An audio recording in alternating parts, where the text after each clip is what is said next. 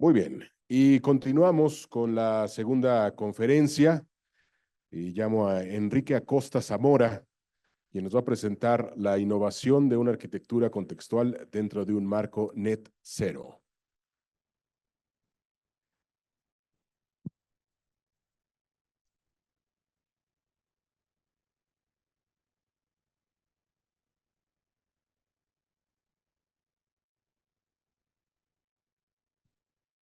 Recibámoslo con un fuerte aplauso, por favor. Bienvenido. Muchas gracias.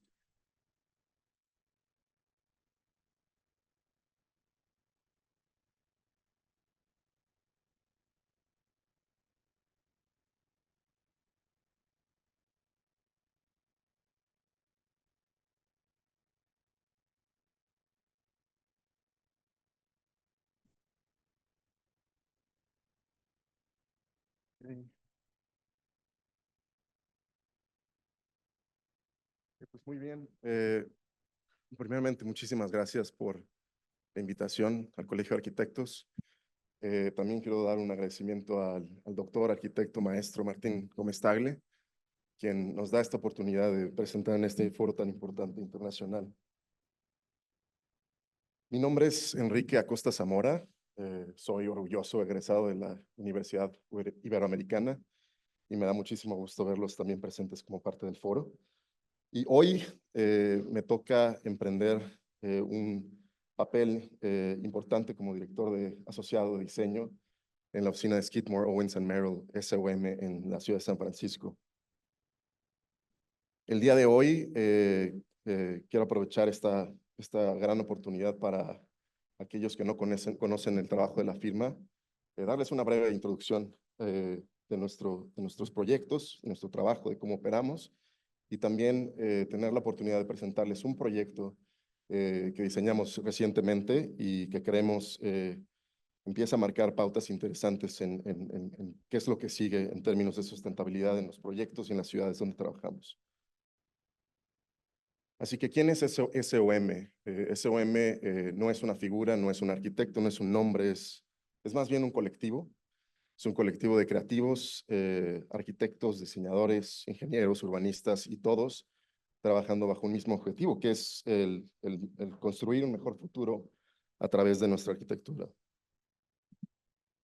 La firma cuenta con una historia amplia, casi 90 años innovando en el diseño, un portafolio de más de 10,000 proyectos construidos, diseñados en más de 50 países en el mundo.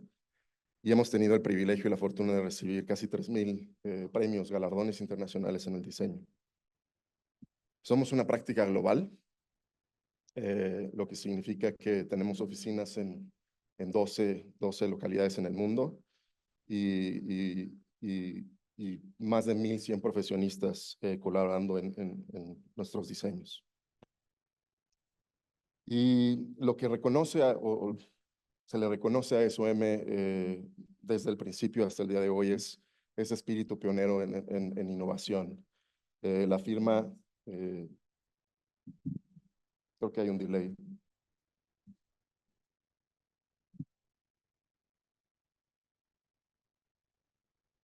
Creo que hay un delay con la diapositiva, no la puedo avanzar.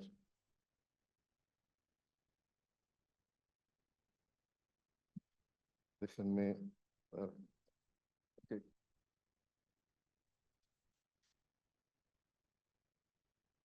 Okay. La firma es fundada en 1936 por Nathaniel Owens, Louis Skidmore y John Merrill. Y desde ese momento establece un nuevo curso para la arquitectura moderna internacional. Para 1950, la torre que lo cambia todo para la firma fue la Torre Lever en Nueva York, el primer edificio comercial que incorpora muro cortina de acero y cristal en su fachada. Para 1960, las contribuciones de Falzur Khan, un ingeniero estructural prodigio que nos regala el Sears Tower y John Hancock Tower en Chicago. En 1980, socio de SOM, Gordon Bunshaft recibe el galardón Premio Pritzker, el más alto reconocimiento en la industria. Y si nos movemos rápidamente en esta línea del tiempo, en el 2004 se diseña y se construye la torre que rompe todos los récords y que aún mantiene el récord de ser la torre más alta en el planeta, el Burj Khalifa en Dubái. Y años después, la oficina tiene la oportunidad y la responsabilidad de reconstruir el skyline de Nueva York, dados los acontecimientos del 9/11 con el nuevo World Trade Center, como hoy lo conocemos. Creo que hay un pequeño delay. El enfoque de la oficina desde sus inicios ha sido interdisciplinario, lo que significa que tenemos la capacidad y los servicios de arquitectos, ingenieros, planeadores, interioristas, todos trabajando en conjunto y de manera colaborativa. Existen una serie de proyectos, los cuales nosotros consideramos proyectos legado. Algunos de ellos los pueden reconocer en la pantalla, como mencioné, el Willis Tower o la Torre Sears en Chicago, la terminal Hash en Saudi Arabia, en Nueva York, el edificio One Chase Manhattan, Lever House, John Hancock Tower en Chicago. Y hoy nos abocamos a distintos mercados funcionales. Perdón por el delay, no sé qué está sucediendo. Y una amplia y diversa gama de proyectos. La oficina abarca desde edificios de uso mixto, comercial, salud, educación, gobierno, aeropuertos, cultural, residencial. Todos estos proyectos en la intersección de todas las disciplinas que practicamos, como ya las mencioné. Y tenemos también la fortuna de trabajar a diferentes escalas, arquitectura e intervenciones arquitectónicas, pero también planeación urbana y diseño a todas las escalas, desde el diseño de master plan de distritos, regiones y ciudades completas en el Medio Oriente y en China. En México, nuestra experiencia también es relevante. Desde 1978, con contribuciones e intervenciones en Monterrey, con el edificio Alfa Steel. En 2015, el Centro de Operaciones BBVA en Reforma. Y recientemente, en el 2018, el Complejo Comercial Biosfera en Guadalajara y el Master Plan para la antigua planta Kodak. Combinamos una perspectiva global, pero siempre con un profundo entendimiento y aprecio a las oportunidades del lugar. Y esta sensibilidad nos ha permitido desarrollar soluciones innovadoras en todos los puntos donde trabajamos. Los puntos en rojo en el mapa son proyectos actuales que estamos desarrollando. Dos torres residenciales multifamiliares, una en Guadalajara, otra en Puerto Vallarta, y 4 planes maestros en Cancún, Puebla, Los Cabos y Mérida. Todos nuestros proyectos, no importando la escala, se rigen bajo un marco de sustentabilidad, de investigación y desarrollo. Y la sustentabilidad cobra mucha importancia en nuestra práctica. 280 de los proyectos que tenemos están certificados, ya sea LEED o WELL, y todos los proyectos que se desarrollan en la oficina se miden en términos de emisiones de carbono para entender dónde estamos en ese espectro de sustentabilidad en la industria. Estos son los 10 principios de sustentabilidad que rigen el marco de nuestros proyectos y desarrollamos estrategias para incorporar todos estos componentes dentro de nuestros diseños. Y hoy se habló en la mañana de la sustentabilidad y la importancia, dadas las condiciones de cambio climático. La oficina tiene un compromiso sumamente importante ante el 2030, donde nos hemos comprometido que todo proyecto de SOM alcanzará cero neto en carbono operativo y toda la operación de la oficina para ese entonces. Y esto es abarcando el ciclo completo de carbono, será también cero neto. Para el 2040, la ambición es que todos los proyectos que diseñemos tengan cero neto en las emisiones de carbono global. Existen dos proyectos que diseñamos recientemente que se han vuelto un parteaguas en la manera que abordamos la sustentabilidad de nuestros proyectos. El primero, del lado izquierdo, es la Biblioteca Central, Billie Jean King en Long Beach, y del lado derecho, el Centro Cívico para el Condado de San Mateo, también en California. Y este es el edificio del cual les quiero platicar un poco más a detalle. Este edificio tuvimos la gran oportunidad de diseñar hace 2 años. Está en construcción en este momento y a punto de abrir las puertas. Trabajamos con el Condado de San Mateo, en California. Es un edificio de gobierno que se vuelve la sede de oficinas para el gobierno en esta ciudad de Redwood City. El edificio, al concluirse, se convertirá en el primer edificio cívico de gobierno que no solamente es net zero, pero que está construido con una estructura de madera y de bajo carbono en los Estados Unidos. Y para ello todo comienza definiendo cuál es el reto de diseño. Con nuestro cliente, el Condado de San Mateo, establecimos premisas y prioridades del proyecto desde el día 1. El condado estaba muy interesado en que diseñáramos un entorno de trabajo saludable y contemporáneo, un espacio inspirador, un lugar de trabajo lleno de luz, con ventilación natural, diseñado con flexibilidad y programación futura, no teniendo entendido muy bien cómo se iba a operar el edificio en mediano y corto plazo. El edificio debía ser icónico para su sitio y representar los valores del gobierno, siendo un edificio como ningún otro en la región, fortaleciendo el espacio público, estableciendo una presencia urbana y una dignidad cívica. Y la agenda sustentable, sumamente agresiva, como mencioné, Net Zero Energy, LEED Platino y baja en emisiones de carbono. Hoy me voy a enfocar a hablar un poco de la agenda energética, pero también hubo otras oportunidades en términos de conservación de agua. El edificio trata el 100% de las aguas y las recicla. El edificio se diseñó durante la pandemia, empezamos en 2020, y durante esos 2 años, obviamente, el tema sensible de COVID hizo que integráramos estrategias de diseño que responde a la pandemia y, como ya mencioné, aspirando a una certificación LEED Platino. Esta gráfica me gusta mucho porque demuestra el camino de una manera muy sencilla, cuáles son esos pasos a seguir, empezando de un diseño convencional y cómo llevarlo al objetivo que es net zero y cero neto. Y empezando desde la izquierda, necesitamos una base que podamos medir como el precedente. Entonces, empezamos de un diseño convencional. El equipo de diseño empieza a inyectar ideas inteligentes como las bases del diseño. Empezamos a ver la orientación, la volumetría, las posibilidades de estrategias pasivas, optimizando las fachadas, acondicionando de manera pasiva y poniendo mucha atención a los sistemas activos del edificio para reducir energía.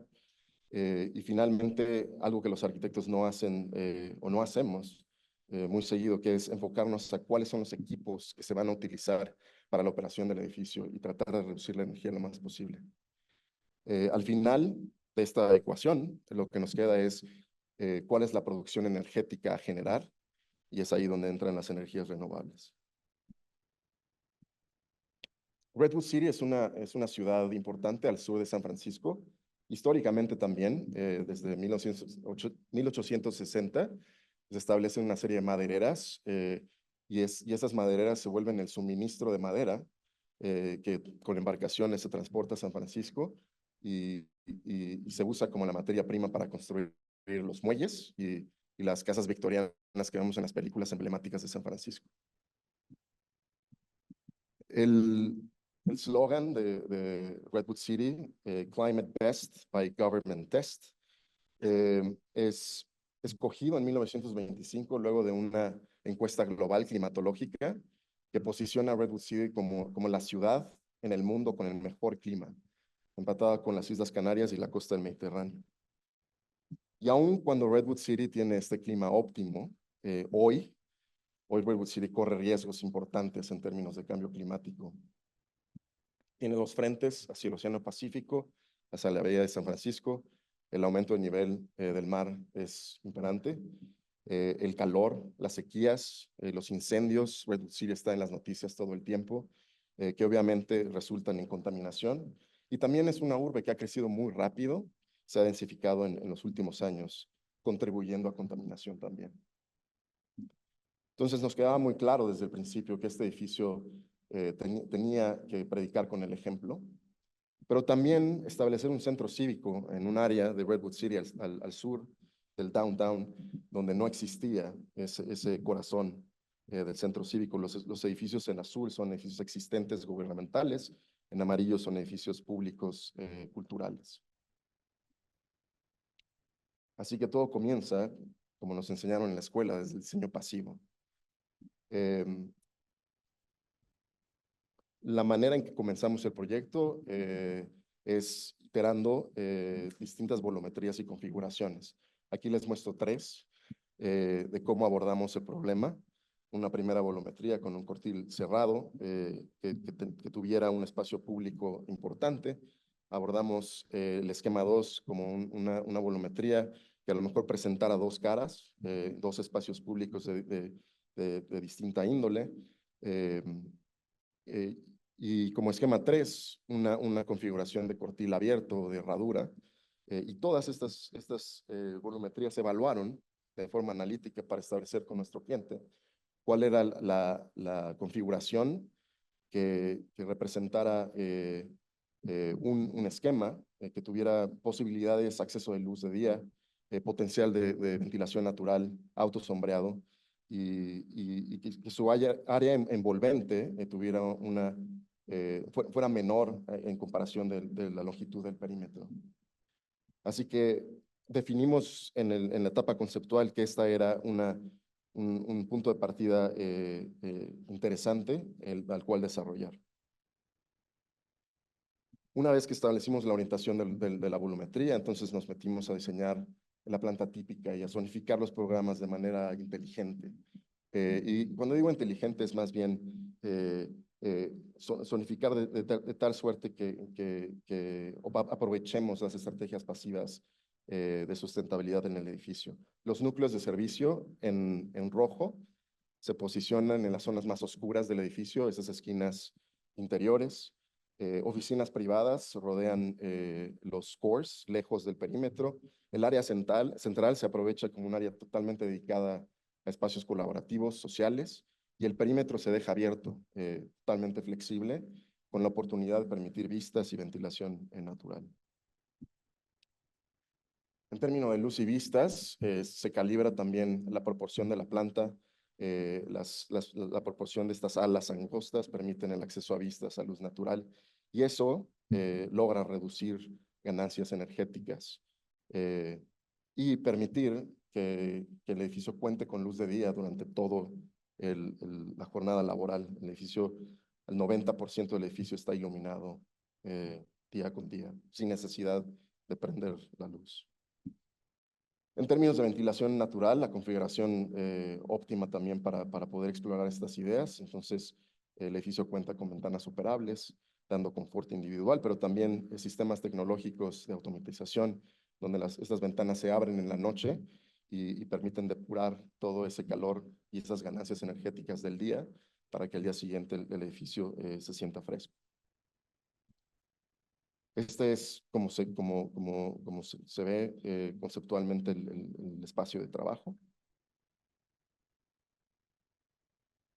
La planta baja alberga todos los espacios públicos del edificio, zona de oficinas, gimnasio, cafeterías, un centro multifuncional y el lobby, que se vuelve un espacio de transición entre una plaza pública que da frente al downtown y una plaza que es más enfocada al campus y a los otros edificios de gobierno. Se vuelve un espacio transitorio y un componente muy importante es la Cámara de Comité de los Supervisores, que es el recinto donde se hacen las audiencias públicas del gobierno de Redwood City. Este es el lobby. Como pueden ver, esa conectividad visual entre las dos entradas del edificio era muy importante mantener. Y aquí es una foto de hace un par de meses de cómo este espacio empieza a cobrar vida. La Cámara de Supervisores, un recinto icónico, importante para el edificio, en el cual lo diseñamos con este carácter cívico y nos tocó diseñar también la luminaria principal que ven aquí. Este es igual una foto de hace un par de meses y cómo empieza a formarse.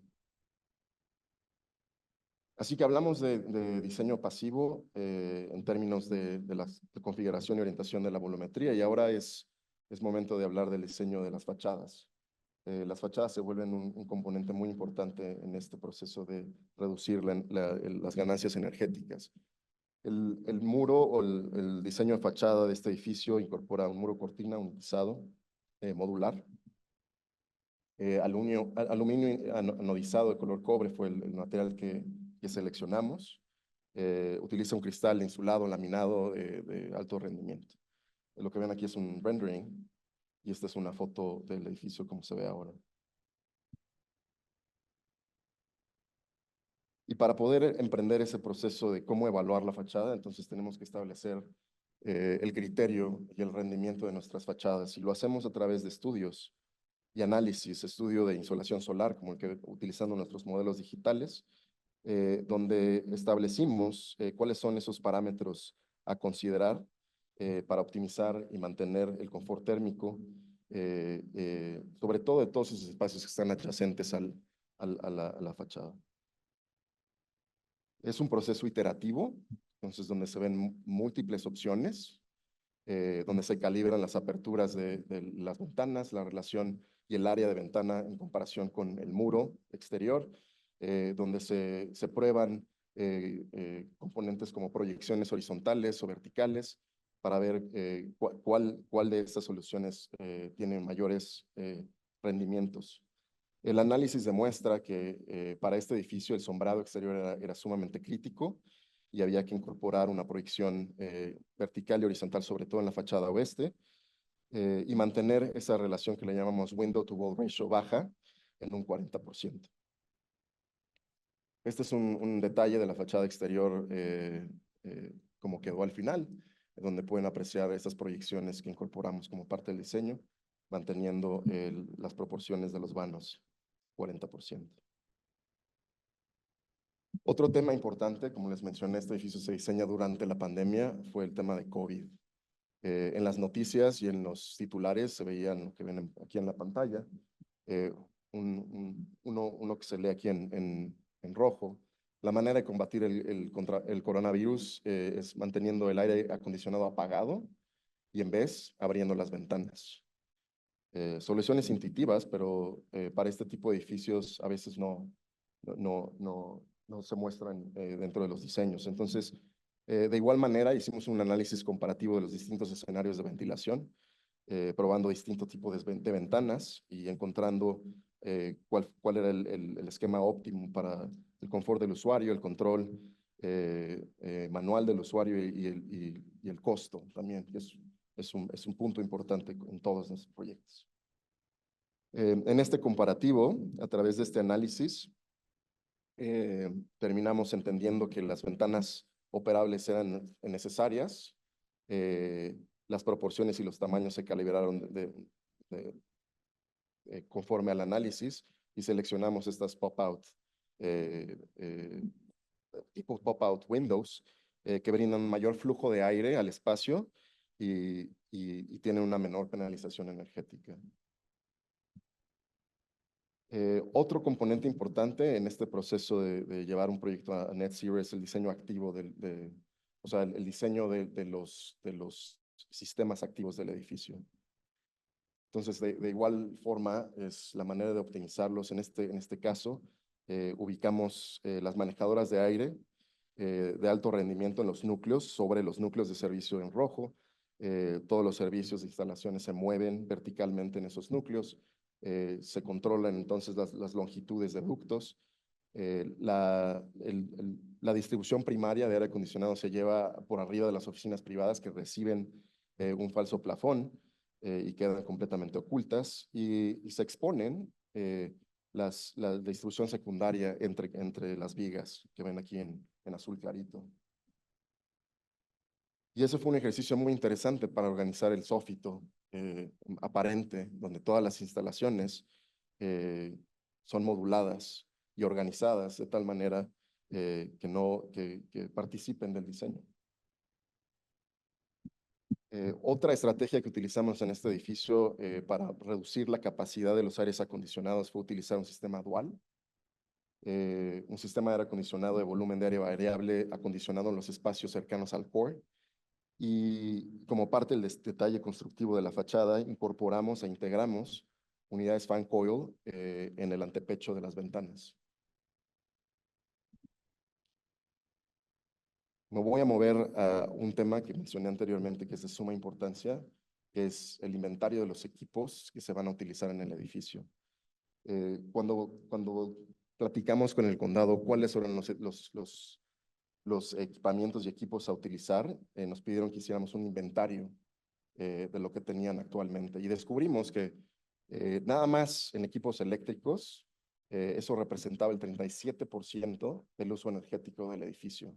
Estamos hablando de computadoras, sistemas de seguridad, microondas en las cocinas, etcétera. 90 diferentes tipos de equipos, casi 11,000 piezas en total, una mezcla de equipos nuevos, otros viejos provenientes de otros edificios de gobierno, y la minoría, la verdad, con certificación Energy Star eléctrica. Entonces, uno de los procesos también durante este proceso de diseño fue trabajar con el condado de nuestro cliente.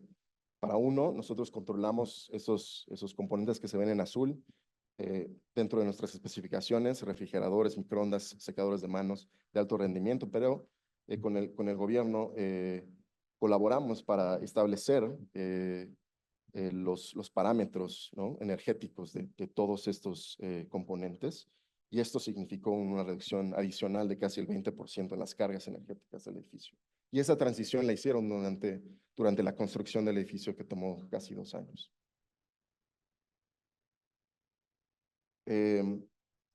¿Y qué significa todo esto? Una vez que se hacen todas estas estrategias, lo que estamos logrando entonces es reducir el consumo energético en este edificio, el 30% comparado con un edificio convencional. ¿Cómo se llega aquí? Y ese es el resumen: diseño inteligente de la volumetría, envolvente exterior de alto rendimiento, sistemas eficientes de aire acondicionado, luminarias de alto rendimiento, un manejo del presupuesto de energía de los equipos a utilizar en el inmueble, y finalmente entender cómo abastecer edificios con recursos renovables, que es la siguiente parte. La ecuación es como se muestra. El equipo de diseño y de proyecto trabaja todos los días para reducir el consumo energético y tener un edificio de alto rendimiento. Lo que queda entonces para balancear esta ecuación es proveer del edificio de energías renovables. Esa es la única manera de llegar al cero neto en términos de energía. Para este edificio aprovechamos cada pie cuadrado de la azotea con paneles fotovoltaicos representando casi 500,000 kilowatts hora como fuente de energía para el edificio, pero también aprovechamos el nuevo garage, el nuevo estacionamiento que se estaba construyendo al mismo tiempo.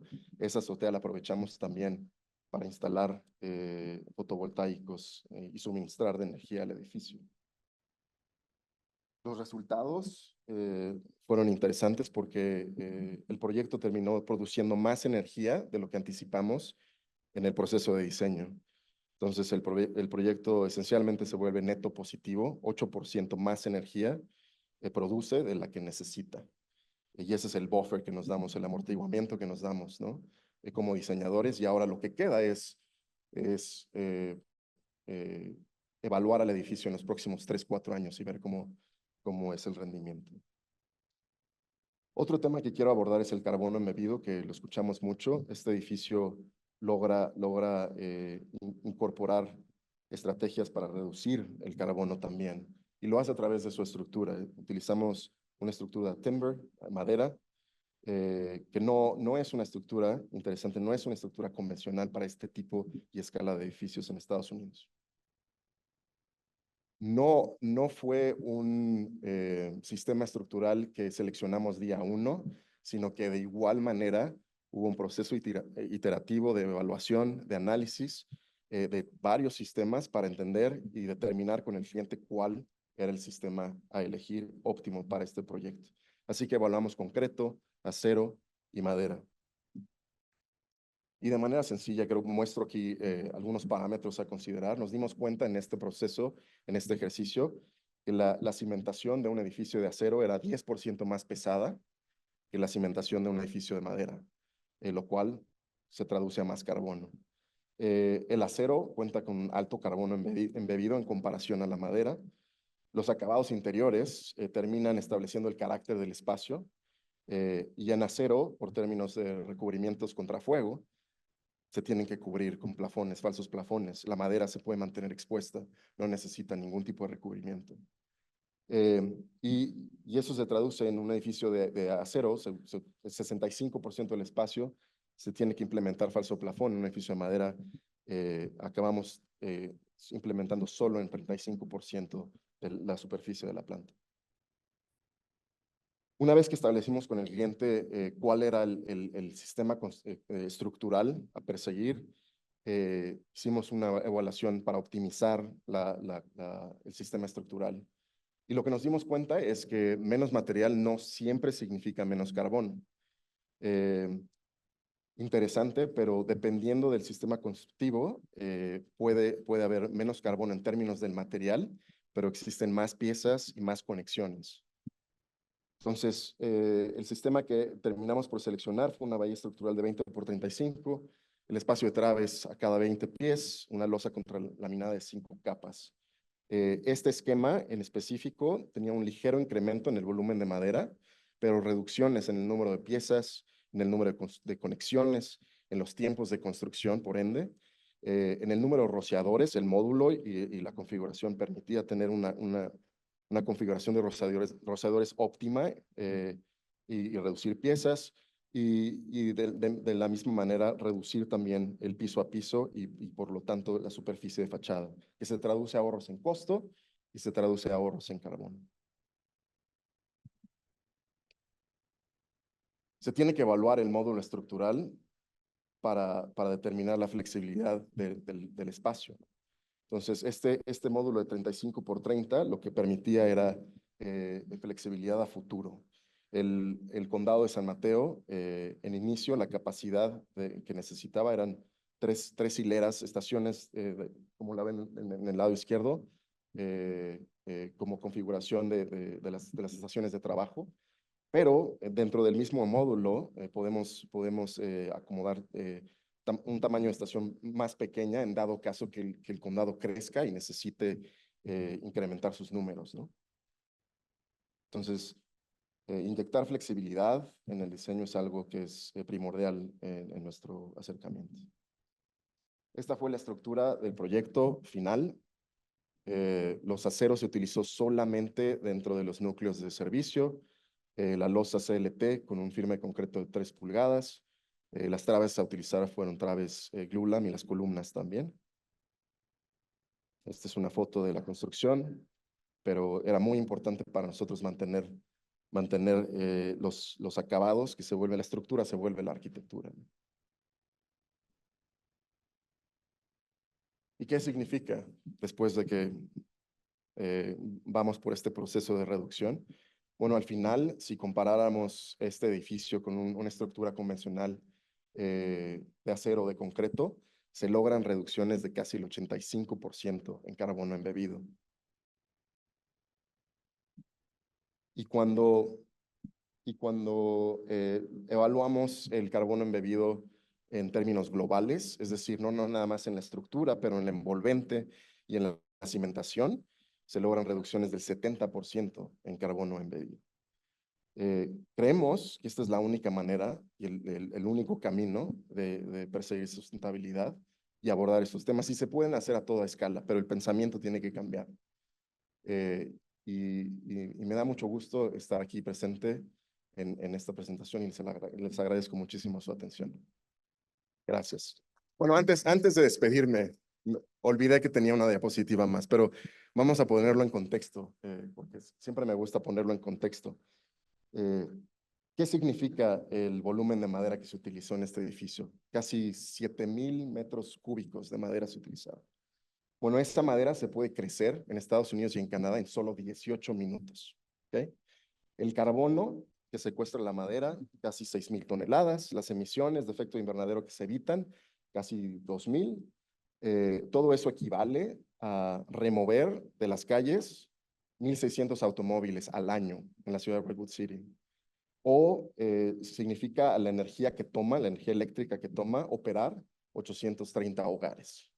Entonces, es un edificio, pero tiene impactos positivos muy importantes. Y eso es quizá lo que quisiera comunicar el día de hoy. Muchísimas gracias.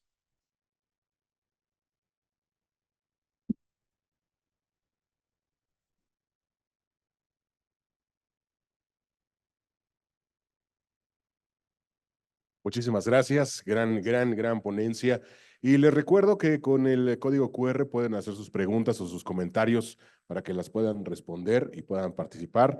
Y pido la presencia de Juan Antonio Sadek Curi, por favor. Mientras ustedes se animan a hacer sus preguntas y comentarios.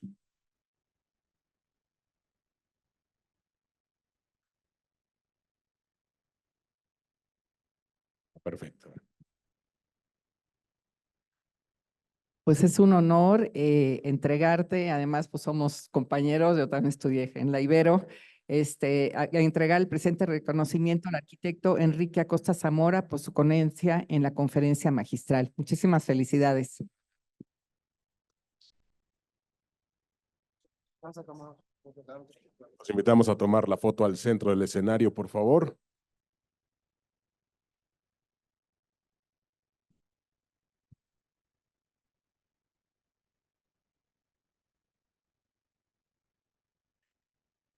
Muchísimas gracias. Un fuerte aplauso. Por favor, aquí tenemos una pregunta. En el marco de política energética, ¿consideras que México lleva una tendencia hacia net cero o esto de cambio climático de momento solo funciona en CA?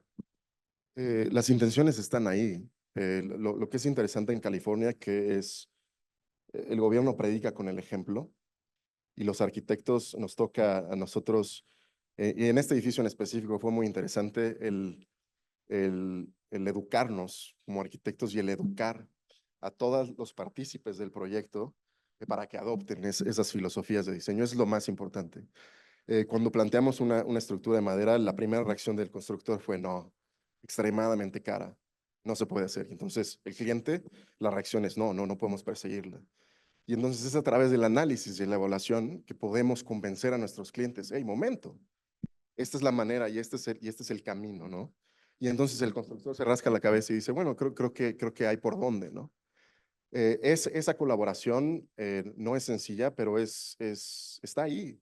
Y como arquitectos esa es la responsabilidad. Necesitamos abogar por lo que creemos es lo correcto, ¿no? Entonces, no sé si eso responde a la pregunta, pero sí debo decir que California tiene una agenda muy agresiva en términos de sustentabilidad y está moviendo a toda la industria en ese sentido. ¿Sí? Muchísimas gracias, Enrique. Muchas gracias. Despidámoslo con un fuerte aplauso, por favor.